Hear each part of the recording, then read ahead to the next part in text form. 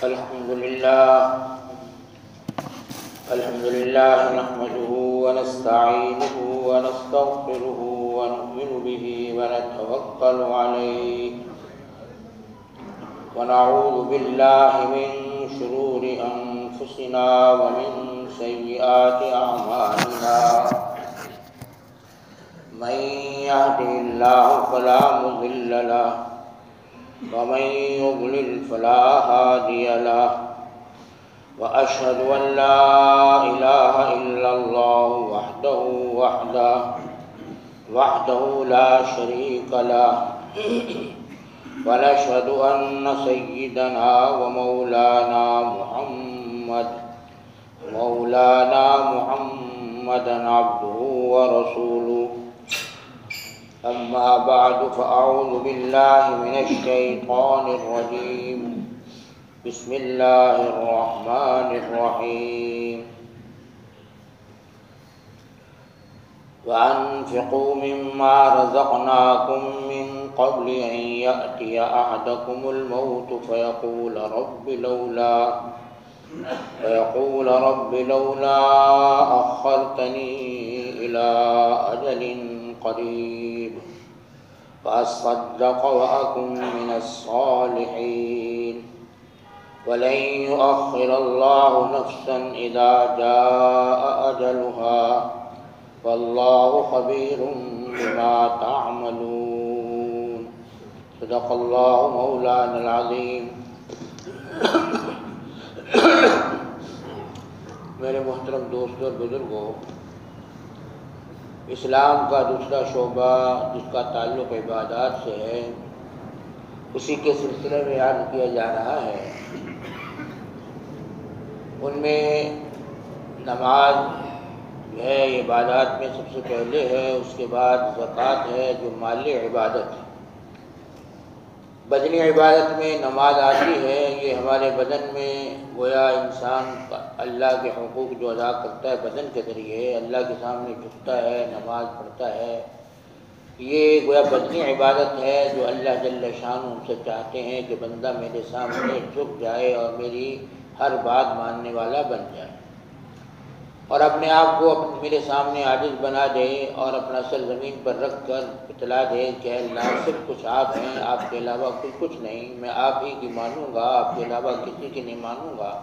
آپ کے سامنے جھکوں گا، کسی اور کے سامنے نہیں جھکوں گا۔ یہ گویا اللہ جل شانہ نماز کے ذریعے ہمارا امتحان لیتے ہیں۔ دوسری چیز زکوٰۃ ہے۔ زکوٰۃ میرے دوستو، اللہ نے یہ مال ہمیں دیا ہے، یہ عام طور پر انسان یہ سمجھتا ہے کہ مال مجھے میری محنت سے ملا ہے، میں نے کوشش کی، میں نے یہ کیا، میں نے وہ کیا، میں نے یہ اسباب اختیار کیے، میں نے یہ اسباب اختیار کیے، اس لیے یہ مال مجھے مل گیا۔ اگر یہ اسباب اختیار نہ کرتا تو مجھے یہ مال نہ ملتا۔ لیکن میرے دوستو، قرآن پاک میں اللہ جل شانہ نے جگہ جگہ یہ ارشاد فرمایا ہے کہ لوگوں، مال ہم تمہیں دیتے ہیں، تمہاری محنت کا اس میں دخل نہیں ہے، صرف اتنا ہی دخل ہے کہ تم ایک سبب اختیار کرتے ہو، اس پر نتیجہ مرتب کرنے والے ہم ہیں۔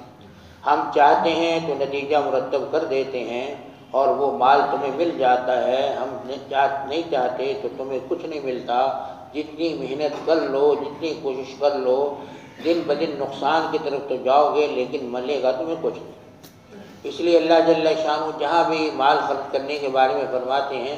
وہاں یوں فرماتے ہیں وَأَنفِقُوا مِمَّا رَزَقْنَاكُمْ، لوگوں خرچ کرو اس مال میں سے جو ہم نے تمہیں دیا ہے۔ اس لیے میرے دوستو، جب انسان یہ یقین کرے گا کہ یہ مال میری محنت سے نہیں ملا، میرے ہاتھوں کی کمائی سے نہیں ملا، بلکہ یہ مال اللہ کے فضل اور رحم سے مجھے ملا ہے، اللہ نے یہ مال مجھے عطا فرمایا ہے، اگر وہ نہ دیتا مجھے کچھ نہ ملتا، میری ساری محنتیں بیکار چلی جاتی۔ اس لیے جب اللہ نے دیا ہے تو اس کی راہ میں خرچ کرنے میں وہ کبھی بھی عار محسوس نہیں کرے گا، کبھی بخل نہیں کرے گا، وہ اللہ کی راہ میں مال خرچ کرنا اس کے لیے آسان ہو جائے۔ تو گویا اللہ جل شانہ نے اپنے مال کو خرچ کرنے کے لیے ہمیں یہ بتلایا ہے جگہ جگہ کہ لوگوں مال کو خرچ کرو کیونکہ ہم نے تمہیں دیا ہے۔ اس لیے اللہ جل شانہ ہمیں اس بات کا استحضار عطا فرمائے کہ ہم اس بات کو میرے دوستوں سوچا کریں بار بار کہ یہ مال جو ملا ہے میری محنت سے نہیں ملا، اللہ کے فضل سے ملا ہے۔ دیکھیے نا، بعض دفعہ ایک آدمی دکان پر جا کے بیٹھتا ہے، صبح سے شام تک بیٹھا رہتا ہے، ایک گاہک بھی دکان پر نہیں آ رہا، معلوم ہے گاہک کے دل کو پھیرنے والا اللہ ہے۔ گاہک آتا ہے تو اللہ کے فضل سے آتا ہے، انسان کے اپنی کوشش سے نہیں آتا۔ جو اللہ کسی دل میں کسی کے ڈال دیتے ہیں کہ فلاں کی دکان پہ جاؤ، فلاں سے جا کے چیز خریدو، اللہ اس کے دل میں ڈالتے ہیں، پھر وہ گاہک اس کی دکان پر آتا ہے اور اس سے وہ چیز خریدتا ہے۔ معلومات کہ یہ اللہ بھیجنے والے تھے تو گاہک آیا ہے، اگر اللہ نہ بھیجتے، اللہ اس کے دل میں نہ ڈالتے تو یہ کبھی بھی ہمارے پاس نہ آتا۔ اصل میں دنیا کو دھوکہ یہ لگتا ہے، اس لیے قارون کے بارے میں بھی یہی اللہ جل شان نے قرآن پاک میں ارشاد فرمایا ہے کہ جب موسیٰ علیہ السلام نے اس سے کہا کہ اللہ نے تجھے اتنا مال دیا ہے، اتنی اللہ کی تجھ پر نعمتیں برسی ہیں اور اتنا مال تجھے ملا ہے کہ تیرے خزانوں کی چابیاں بھی ایک بڑی جماعت کو تھکا دیتی ہیں، اتنا مال تجھے دیا ہے تو اس مال کو اللہ کی راہ میں خرچ کر۔ لیکن اس نے جواب میں کہا کہ یہ مال مجھے میری محنت سے ملا ہے، یہ میری کمائی سے ملا ہے، یہ میری محنت ہے، میرا ہاتھوں کی کمائی ہے، تم کیسے کہتے ہو کہ اللہ نے دیا ہے؟ جب میری محنت کی کمائی ہے تو میں اللہ کی راہ میں کیوں دوں؟ اس لیے میرے دوستو، جن لوگوں کے دل میں یہ ہوتا ہے کہ یہ مال ہمارا نہیں ہے، یہ مال اللہ کا دیا ہوا ہے، وہ خرچ کرنے میں کبھی بھی بخل نہیں کرتے۔ اس لیے حضرت صدیق اکبر رضی اللہ تعالیٰ عنہ، جو اللہ کے رسول صلی اللہ علیہ وسلم کے خاص ساتھیوں میں سے اور جس میں امت میں سب سے بڑا اللہ نے ان کو مقام عطا کیا ہے، ان کے بارے میں اگر آپ غور کریں، جگہ جگہ آپ دیکھیں تو اللہ کی راہ میں اور اللہ کے رسول کے اوپر اس نے اتنا مال خرچ کیا ہے، جن کا وفات 22 جمادی ثانیہ، جو اب یہ مہینہ گزر رہا ہے چاند کا، اس کی 22 جمادی ثانیہ کو ان کا انتقال ہوا ہے۔ تو حضرت ابوبکر صدیق رضی اللہ تعالیٰ عنہ مال اللہ کی راہ میں اتنا خرچ کرتے تھے، اتنا خرچ کرتے تھے کہ ہر موقع پر چاہتے تھے کہ مال میں اللہ کی راہ میں خرچ کرتا تھا۔ یہاں تک اللہ کے رسول صلی اللہ علیہ وسلم سے جب حضرت ابوبکر نے ہجرت کی اجازت طلب کی کہ یا رسول اللہ، یہاں کفار بہت تنگ کرتے ہیں، پریشان کرتے ہیں، اس لیے میں چاہتا ہوں کہ میں یہاں سے ہجرت کر کے حبشہ چلا جاؤں، آپ مجھے اجازت مرحمت فرما دیں۔ فرمایا ابوبکر انتظار کرو، اللہ جل شانہ کوئی اچھی صورت پیدا کر دے گا اور انشاءاللہ اللہ جل شانہ مجھے اجازت دے دیں گے تو پھر تم میرے ساتھ چلنا۔ اس پر ابوبکر بہت خوش ہوئے، کہا یا رسول اللہ آپ کے ساتھ جانا ہوگا مجھے انشاءاللہ؟ فرمایا ہاں انشاءاللہ میرے ساتھ جاؤ گے۔ تو کہتے ہیں کہ ابوبکر نے یہ بات سن کر 2 اونٹنیاں پالنی شروع کر دی اور اپنے غلام کو، اور بھی ان کی اونٹنیاں تھیں لیکن سفر کے لیے اچھی اونٹنیاں، کہ یہ اچھی اونٹنیاں ہیں، یہ سفر میں بہت اچھا کام دیں گی، تو وہ اونٹنیاں لے کر ان کو پالنا شروع کیا، ان کو تیار کرنا شروع کیا۔ ابو فہرہ جو ان کے غلام تھے، ان کو کہا فہرہ کو کہ یہ اونٹنیوں کو خوب اچھی طرح خیال کرنا کہ یہ ہمارے کام آئیں گی۔ الحمدللہ پھر یہ اونٹنیاں انہوں نے اللہ کے رسول کو، جب ہجرت کا موقع آیا ہے، اللہ کے رسول کو فرمایا یا رسول اللہ آپ اس اونٹنی میں سے جو چاہے منتخب فرما لیں۔ تو حضور نے فرمایا کہ میں پیسوں سے لوں گا، بغیر پیسوں کے نہیں لوں گا۔ حالانکہ ابوبکر تو حضور پہ اتنا خرچ کرتے تھے، کبھی بھی اللہ کے رسول نے ان سے یہ نہیں کہا تھا کہ میں پیسوں سے لیتا ہوں، اتنا پیسہ لے لو جو تم نے دیا ہے، لیکن اس موقع پر اللہ کے رسول نے کہا میں پیسے دوں گا تو لوں گا، بغیر پیسوں کے نہیں لوں گا۔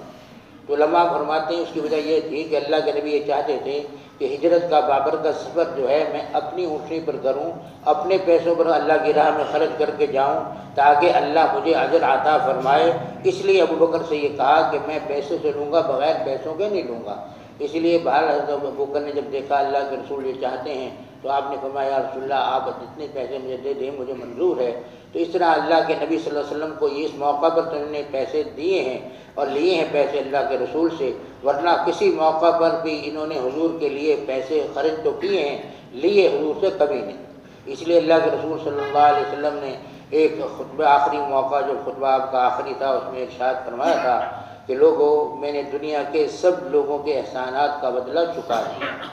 کسی کا احسان میرے ذمے نہیں ہے، سب کے احسانات میں ادا کر چکا ہوں، البتہ ایک آدمی ہے جس کے احسان کا بدلہ میں نہیں چکا سکا۔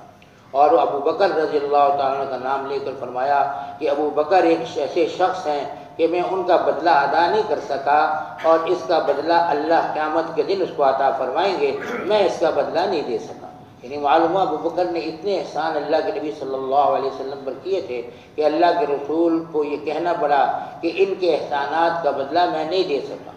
اور کتنے احسانات کیے ہیں اس کا اندازہ ہم نہیں کر سکتے، اتنا احسانات کیے ہیں، اتنے احسانات کیے ہیں کہ کوئی حد و حساب نہیں۔ اس لیے مشہور ہے کہ جب غزوہ تبوک کے موقع پر اللہ کے رسول صلی اللہ علیہ وسلم نے اعلان فرمایا کہ لوگوں اللہ کی راہ میں مال خرچ کرو، اللہ کی راہ میں مال دو، تو اس وقت ابو بکر رضی اللہ تعالیٰ عنہ نے گھر تشریف لے گئے اور گھر جا کر سارا مال گھر کا جمع کیا۔ یہاں تک علماء نے لکھا ہے کہ جھاڑو دے کر ایک سوئی بھی اگر کہیں پڑی نظر آئی تو وہ سوئی بھی اٹھا کر اپنے اس مال میں ڈالی تاکہ ایک سوئی بھی گھر میں نہ رہ جائے، اور پورا گھر کا مال لیا ہے اور لے کر حضرت بکر صدیق رضی اللہ تعالیٰ نے اللہ کے رسول کی خدمت میں پیش کر دیا، گھر میں کچھ بھی چھوڑ کے نہیں آئے۔ حضرت عمر رضی اللہ تعالیٰ فرمایا کرتے تھے کہ مجھے عام طور پر ہوتا تھا کہ ابو بکر ہر جگہ مجھ سے بازی لے جاتے ہیں، آج اللہ نے مجھے بہت دیا ہے، اس لیے آج میں ابو بکر سے بازی لے جاؤں گا اور ان پر زیادہ اللہ کی راہ میں خرچ کرنے والا بن جاؤں گا۔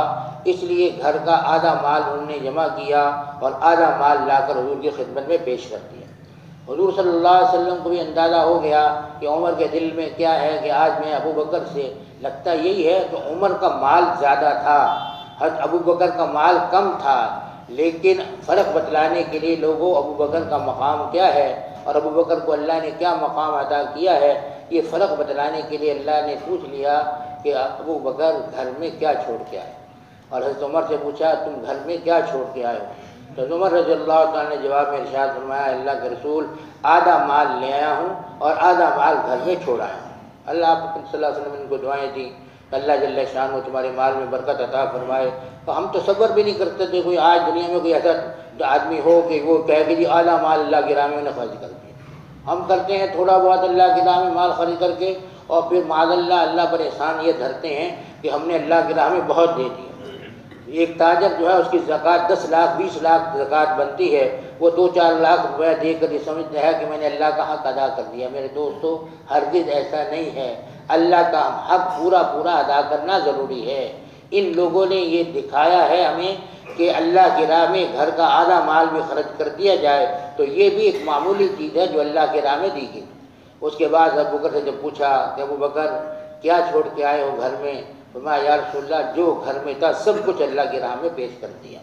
گھر میں کوئی چیز بھی باقی نہیں رہی۔ تو حضور نے دعائیں دی اور حضرت عمر فرمایا کرتے تھے اس وقت مجھے پتہ چلا کہ ابو بکر کا مقام کیا ہے۔ میں تو گھر میں اپنے گھر والوں کے لیے اللہ چھوڑ کے آیا تھا، لیکن ابو بکر نے ایک چیز بھی گھر میں نہیں چھوڑی، پورا مال اللہ کی راہ میں خرچ کر دیا تھا۔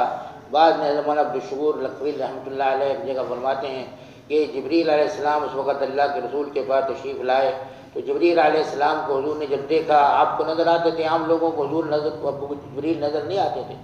دیکھا کہ آپ صلی اللہ علیہ وسلم حضرت جبریل نے ٹاٹ کا لباس پہنا ہوا اور کانٹوں سے اس کو جوڑا ہوا ہے۔ پوچھا اب جبریل یہ کیا تم نے پہنا ہوا ہے؟ فرمایا یا رسول اللہ آپ ابو بکر کو نہیں دیکھتے؟ ابو بکر کو دیکھیے پھر مجھ سے پوچھیے۔ حضور نے جب ابو بکر کی توجہ کی تو انہوں نے اسی طرح کا ٹاٹ کا لباس پہنا ہوا تھا، یعنی گھر میں کپڑے بھی اتار کر ٹاٹ کا جو لباس تھا وہ پہن کے آئے تھے۔ اس پر جبریل علیہ السلام نے فرمایا اللہ کو ابو بکر کی یہ ادا اتنی پسند آئی ہے کہ فرشتوں کو یہ حکم دیا ہے کہ ابو بکر کی اتباع میں آج یہی لباس پہنو تم۔ تو یعنی سب نے ابو بکر کی اتباع کی ہے اور جبریل علیہ السلام نے بھی حضرت ابو بکر کی اتباع میں وہ ٹاٹ پہنا ہے۔ وہ دنیا کو سبق دیا ہے کہ ابو بکر سے بڑا اخلاص والا کوئی نہیں، یہ سب سے بڑے اخلاص والے ہیں، اس لیے ان سے بڑا اخلاص والا کوئی نہیں۔ اس لیے میرے دوستو ابو بکر سے محبت گویا اللہ کے نبی سے محبت ہے۔ جس کو ابو بکر سے محبت نہیں ہے در حقیقت اس کو اللہ کے نبی سے محبت نہیں۔ اس لیے تاریخ میں یہ بات لکھی ہے کہ جب حضرت ابو بکر رضی اللہ تعالیٰ عنہ کا انتقال ہونے لگا تو اس وقت حضرت عائشہ رضی اللہ تعالیٰ عنہ کو بلوایا، بلوا کر فرمایا عائشہ دیکھنا یہ مجھے کفن نیا نہ دینا، یہ پرانا کفن مجھے جو پرانے کپڑے ہیں انہی میں دفنانا کا۔ حضور اتنا اللہ نے دیا ہے، مال گھر میں ہے، اس لیے اگر نیا کفن پہنا دیں گے تو کیا حرج ہوگا؟ فرمایا نئے کفن کے لائق، نئے کپڑے کے لائق وہ زندہ لوگ ہیں میں نے تو قبر میں جانا ہے، نیا ہوا پرانا کفن ہوا کوئی فرق نہیں پڑے گا، اس لیے مجھے پرانے کپڑوں میں کفن دینا، نیا کفن نہ دینا۔ اور پھر یہ فرمایا کہ دیکھو میری فلاں جگہ زمین ہے اور فلاں جگہ تمہارے بتایا کہ فلاں فلاں میرا وارث ہے، اور یہ میں فلاں فلاں جگہ یہ جو چھوڑ کے جا رہا ہوں۔ تو ایک کہا کہ ایک تو تم ہو، ایک اور بہن کی دیت اسما، فرمایا ایک بیٹی میری اور ہے۔ فرمایا ابا حضور اور بیٹی تو کوئی ہے نہیں آپ کی؟ فرمایا فلاں میری بیوی جو ہے اس کے گھر میں حمل ہے، تو ہمیں لگتا ہے یہی ہے اللہ اس کو بیٹی دیں گے، اس لیے گویا وہ بھی میراث میں تمہاری شریک ہوگی۔ اور واقعی بعد میں اللہ نے بیٹی دی جو حضرت بکر صدیق فرما گئے تھے، وہ بات اللہ نے سچی کر دکھائی، اور اس گھر میں بیٹی پیدا ہوئی، پھر وہ میراث میں ان کو بھی حصہ اسی طرح ملا جس طرح باقی بیٹیوں کو ملا ہے۔ اور فرمایا کہ دیکھو میں نے بیت المال سے، اصل میں حضرت بکر جو خلیفہ بنائے گئے تو علماء نے لکھا ہے کہ یہ بازار میں کپڑے اپنے کندھے پہ رکھے اور بازار میں کپڑے بیچنے کے لیے نکل گئے۔ جب بازار میں کپڑے بیچنے کے لیے نکلے تو راستے میں عمر مل گئے۔ فرمایا ابو بکر کہاں جا رہے ہو؟ کہا بھی پیٹ بھی تو پالنا ہے، اس لیے یہ کپڑے بیچنے جا رہا ہوں تاکہ پیٹ پال سکوں۔ فرمایا اگر تم پیٹ پالو گے تو مسلمانوں کے خلیفہ ہو تم، مسلمانوں کے کام کون سر انجام دے گا؟ اس لیے آپ گھر جائیے، میں ابھی شورا کا اجلاس بلاتا ہوں، اس میں فیصلہ کرتا ہوں کہ تمہارے لیے کیا کچھ کیا جائے تاکہ تم مسلمانوں کے امور انجام دے سکو اور بازار کے بکھیڑوں میں نہ پڑو۔ اس لیے گھر جائیں آپ، ہم مشورہ کر کے طے کرتے ہیں۔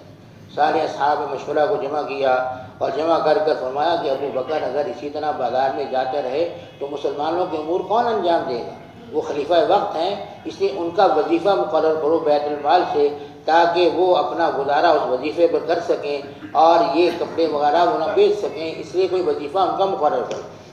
تو صحابہ نے طے کر دیا کہ یہ وظیفہ ان کو ملے گا سالانہ۔ تو حضرت ابوبکر صدیق رضی اللہ تعالیٰ عنہ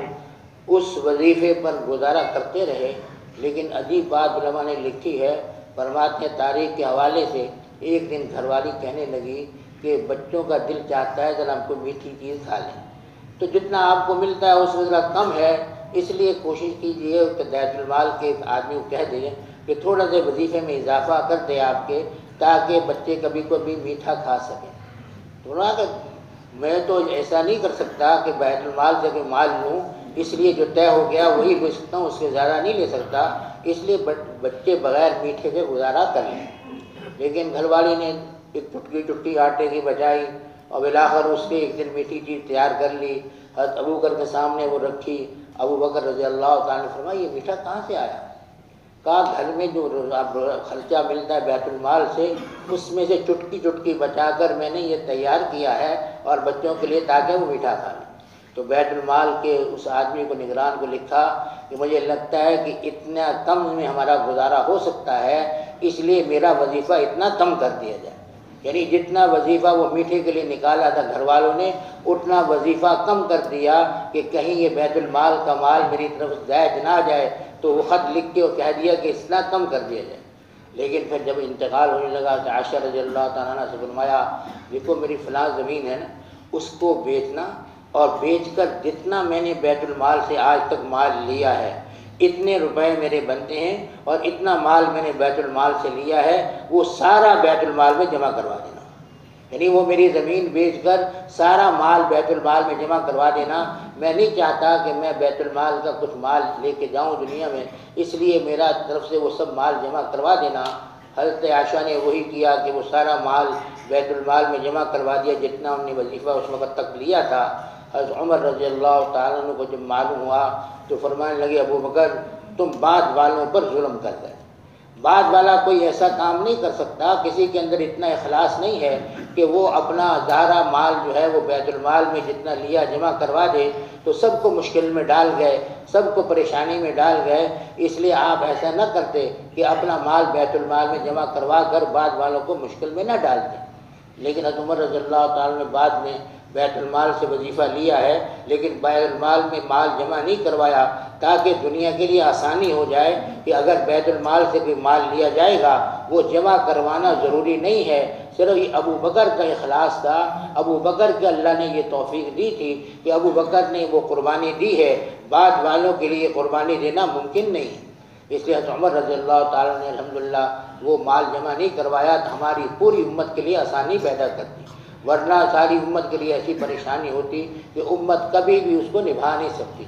اس لیے حضرت عمر رضی اللہ تعالیٰ کو بھی اللہ جزا خیر عطا فرمائے کہ ان کی زندگی اکثر امت کے لیے جو ہے وہ نمونہ بنتی ہے، اور امت جو ہے آج تک جتنے احکام دنیا میں چل رہے ہیں اس میں حضرت ابو عمر کے طریقے پر چلنے کی کوشش کرتی ہے کہ ان لوگ حضرت عمر رضی اللہ تعالیٰ نے بیت المال سے قراء، حفاظ ان سب کی تنخواہیں مقرر کیں، اور تنخواہیں مقرر کر کر بقایا یہ فرمایا کہ اتنی تنخواہیں ان کو اس میں سے دی جائیں، جس کی وجہ سے آج امت آسانی میں ہے، ورنہ امت کے لیے بڑی مشکل پیش آتی۔ بہرحال ابو بکر رضی اللہ تعالیٰ عنہ کو اللہ جزا خیر عطا فرمائے کہ کس طرح اللہ کی راہ میں مال خرچ کرتے تھے، اور جو لیا تھا وہ بھی بیت المال کو واپس کرتی ہے۔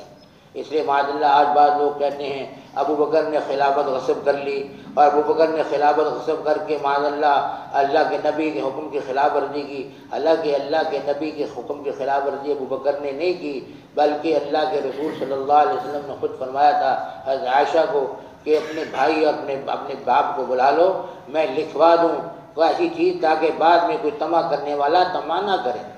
پھر فرمایا کہ ضرورت نہیں اس کی، نہ اللہ راضی ہے، نہ محمد صلی اللہ علیہ وسلم راضی ہیں، نہ مسلمان راضی ہوں گے، ابو بکر کے علاوہ کسی پر کوئی راضی نہیں ہوگا، انہی پر سب راضی ہوں گے۔ اللہ بھی ابو بکر پر راضی ہوگا خلافت کے بارے میں محمد بھی اسی پر راضی ہوں، اور مسلمان بھی اس پر راضی ہوں گے، اس لیے کوئی اور ان کے علاوہ کسی کو پسند نہیں کرے گا۔ اس لیے اللہ جل شان نے حضرت ابو بکر کو بعد میں اللہ نے خلیفہ بنایا ہے، اور خلیفہ بنا کر امت کو بتلا دیا کہ خلیفہ بلا فصل ابو بکر ہیں، ابو بکر کے علاوہ کوئی بھی خلیفہ بلا فصل نہیں ہے۔ حضور کے بعد مقام آتا ہے تو ابو بکر کا آتا ہے، ابو بکر کے علاوہ کسی کا مقام نہیں آتا۔ والی بات تو ایسی آ گئی کہ ان کی وفات ہو کے 22 جمادی ثانیہ اس مہینہ چاند کی جو 22 تاریخ گزری ہے، اس تاریخ کو ان کی وفات ہوئی تھی، اس لیے گویا بتلا دیا کہ امت میں یہ لوگ بھی ہیں کہ ان کی اتباع میرے دوستوں ہم جیسا آدمی اگر کرے گا ممکن نہیں ہے،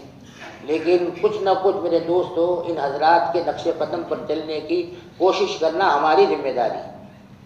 ہم کوشش کریں کہ ان لوگوں کا پورا، اس لیے بعض رات نے یہ کہا، اللہ کے حضور یہ دعا کیا کرتے تھے، اے اللہ صحابہ کو جو نبی سے محبت تھی وہ محبت تو ہم نہیں کر سکتے، اس کا کچھ حصہ ہمیں بھی عطا فرما۔ تو یعنی کچھ حصہ ہمیں مل گیا صحابہ کا، تو انشاءاللہ العزیز ہم صحابہ کی اتباع کر کر ان دونوں جہانوں میں انشاءاللہ کامیاب ہو جائیں گے۔ اس لیے اللہ کی راہ میں اللہ نے یہی حکم ہمیں دیا ہے کہ لوگوں اللہ کی راہ میں مال خرچ کرو، اس سے پہلے ان یاتی احدکم الموت، کہ تم میں کسی کی ایک کا موت کا وقت آ جائے اور اس وقت وہ کہے اللہ مجھے ذرا مہلت دیتا، میں تیری راہ میں مال خرچ کرتا اور تیری مال میں مال دیتا۔